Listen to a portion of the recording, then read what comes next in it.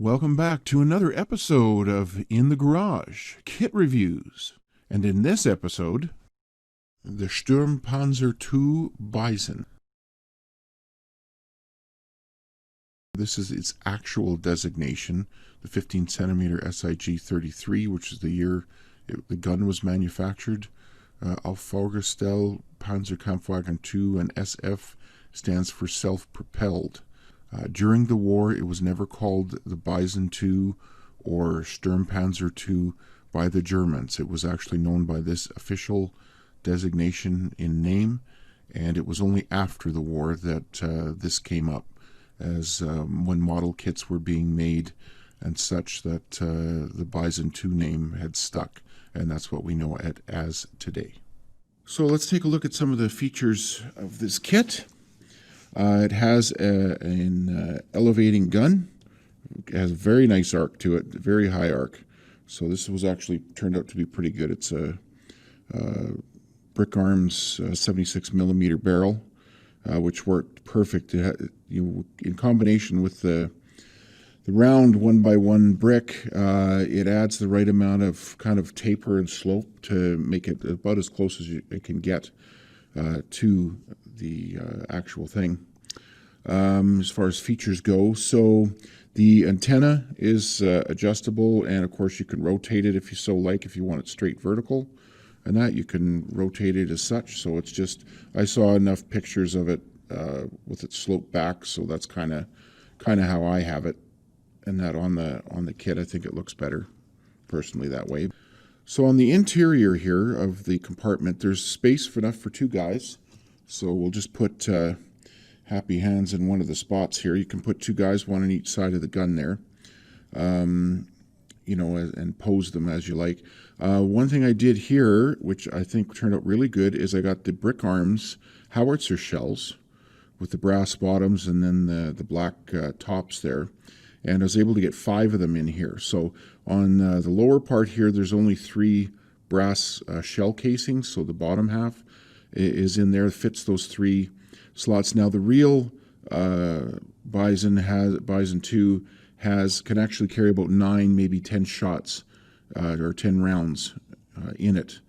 But for Lego's sake, you can't get quite that many in there to kind of keep it, the overall look of where everything is in the fighting compartment here. So I was able to get 3 in there, 3 on the wall there, where there would be about 9 or 8 or 9 there, and then 2 on the side. So some versions of this I saw with a couple shells on the side, others standing up. It just depends, right? I mean, when you're in combat, that things can vary very easily, and things don't stay the way they came out of the factory. So, and then I just have an extra shell here that I just put on a stand, so that way you can take that shell out, and then you can kind of stick it in the breech there, and then pose it with your guy in there, move his arms or whatever, just to make it look like he's loading it, kind of thing. So it's kind of the idea there. So I think that having the Brick Arms shells in there was really a great idea. So let me just show you now a little thing with this custom shell.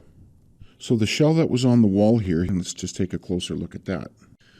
So I had to be a little creative with this custom shell. So as you can see here, so it just pushes out of that.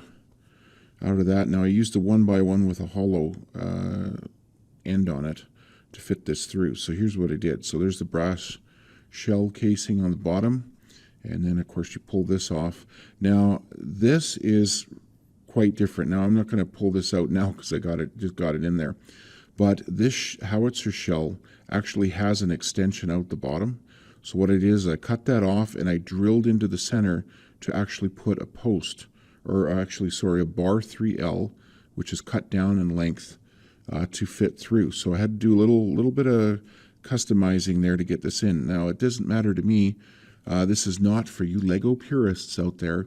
There's no violation here because this is a Brick Arms aftermarket piece, so that doesn't matter. So the only thing that I ever cut down or modify anything in Lego is just the bars, bar 3 and bar 4Ls and bar 6s, to make them usable for whatever I'm displaying. So and then you just put that back on, put the shell back on, and then you just fit it right back over your sleeve. So that is a modified brick arm shell just for this one.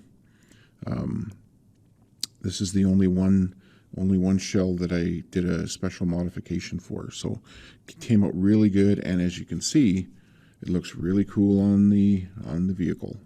And of course it does roll. I mean, that's kind of one of the things. These are actually the Brickmania track links. And here's another cool thing that I did here. I thought was a good idea. Some of the versions of this. Now there are only 12 of these modified. What these are is they're actually a modified Panzer II. So they're one extra road wheel long, and they're also wider. So this is slightly bigger than the Panzer II. Just because with the recoil they found that, in other words, to stabilize the gun after firing, they had to add an extra road wheel. So that turned out to be a helpful thing here. So let's go over just some of the look of the vehicle here. From the front, you got the driver's hatch and viewports, and also escape hatch there. It comes with the chain, a spare road wheel, storage compartment here, and then a couple of jerry cans. This two up here is also a storage compartment, and these are the vent covers. Now the engine is underneath here, and which I thought was a really nice feature. I really wanted to add this was, if you just take your fingernail there and you pop that up, oh, there's another sticker. There's actually the vents, the engine vents. So just so you know, when this vehicle was running, because it was slightly underpowered, it did have a tendency to overheat, and they had to leave it, anytime they were running the vehicle, they had to leave the covers open. So they're pretty much, most of the shots that I've seen of this vehicle, they're always open, because otherwise it would overheat. Then they'd have to sit and wait for, 20 minutes or whatever for it to cool down before they could, or not 20 minutes to cool down. They could only run it for about maybe 20 minutes, and then they'd have to stop to let the engine cool down a bit. So that was kind of a little drawback.